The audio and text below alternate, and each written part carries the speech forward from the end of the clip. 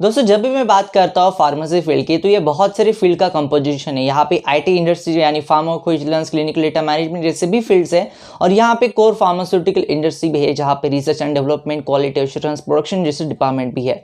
मैं बात करने वाला हूँ आज इस आईटी इंडस्ट्री के बारे में क्योंकि कुछ सालों पहले की बात है जब ये आईटी इंडस्ट्री इंडिया में नई नई आई थी। उस टाइम पे कुछ चुनिंदा ही कंपनीज थी जो इस इंडस्ट्री को चला रही थी, लेकिन आज के टाइम पे सो कॉल्ड जो आईटी जायंट कंपनीज है वो भी फार्मास्यूटिकल इंडस्ट्री में इन फील्ड में एंट्री मार रही है। कौन कौन सी वो कंपनीज है, इसका क्या हमें फायदा होगा और ऐसा वो क्यों कर रही है, इसके बारे में हम डिटेल में बात करेंगे। तो इस वीडियो को शुरू से लेकर अंत तक जरूर देखिए।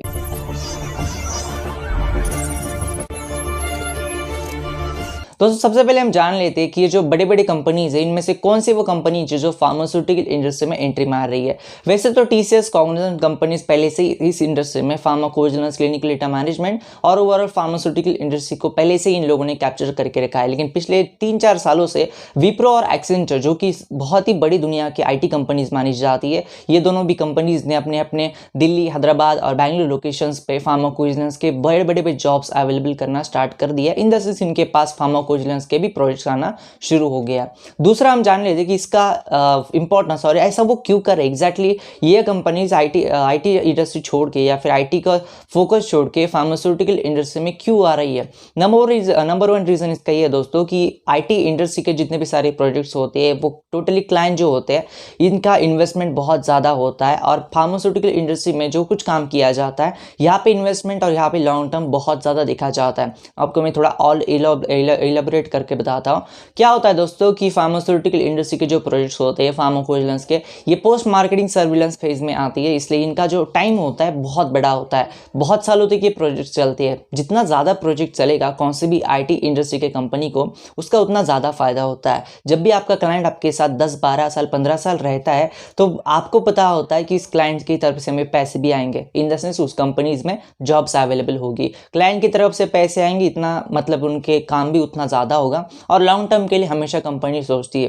पहले जो एंट्री मारी थी टीसीएस, कॉग्निजेंट जैसी कंपनीज ने, ये बहुत सालों पहले की बात है, लेकिन आज की डेट में विप्रो और एक्सेंचर में बहुत ज़्यादा एक्टिवली देख रहा हूँ कि ये कंपनीज फार्मास्यूटिकल इंडस्ट्री में आने के लिए बहुत ज़्यादा बड़े बड़े कदम ले रही है। बहुत अच्छी तरीके से इन्होंने एंट्री मारी है, बहुत सारे प्रोजेक्ट्स इनके पास ऑलरेडी पड़े हुए हैं।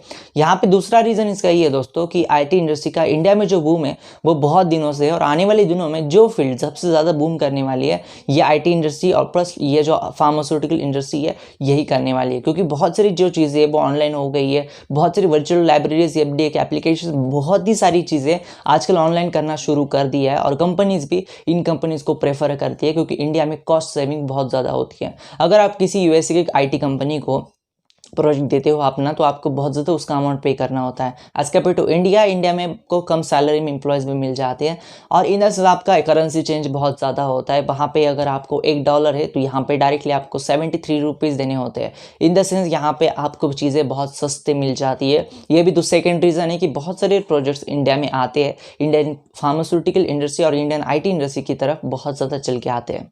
अब यहाँ पे सबसे एंड में बात करते हैं कि इसका फ़ायदा हम सब लोगों को किस तरह से होगा। एक बात मैं आपको बताना चाहता हूँ, क्या होगा आप जहाँ पे रहते हो, सपोज मान लीजिए अगर आप जहाँ पे रहते हो वहाँ पे 2 ही कंपनीज है और आपका पूरा का पूरा गांव है उस दोनों कंपनी में जॉब के लिए लगना चाहता है, उस वहाँ पे कंपटीशन बहुत ज़्यादा होगा। लेकिन यहाँ पे 4-5 कंपनी है आपके गाँव में और सब लोग को वहाँ पर जॉब चाहिए तो अल्टीमेटली सब कुछ मिल जाएगा, ऑलमोस्ट मिल जाएगा।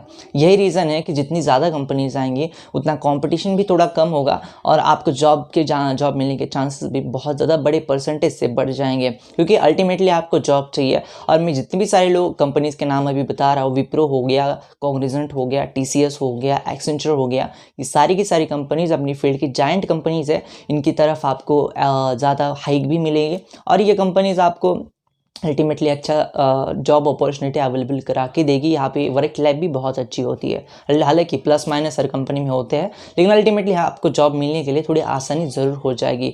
ये था आज का वीडियो। अगर आपको वीडियो थोड़ा सा भी पसंद आ गया और अगर आपको लग रहा है चैनल के थोड़ा सा भी अच्छा सा कंटेंट है तो चैनल को सब्सक्राइब कर देना, इस वीडियो को लाइक कर देना, इस वीडियो में कोई चीज़ कमेंट कर देना क्योंकि आजकल मैं बहुत सारी कमेंट का रिप्लाई करने का स्टार्ट कर दिया। और अंत में एक बात कहना चाहता हूँ कि ये वीडियो आपके व्हाट्सएप ग्रुप में, आपके स्कूल के, आपके कॉलेज के व्हाट्सएप ग्रुप में ज़रूर शेयर कर देना क्योंकि इन वीडियोस की तरफ से क्या होता है कि जब वीडियोस आपके दोस्तों के पास जाएंगे तभी इन्हें पता चलेगा कि एग्जैक्टली इंडस्ट्री में आज क्या हो रहा है। धन्यवाद दोस्तों ये वीडियो देखने के लिए, धन्यवाद।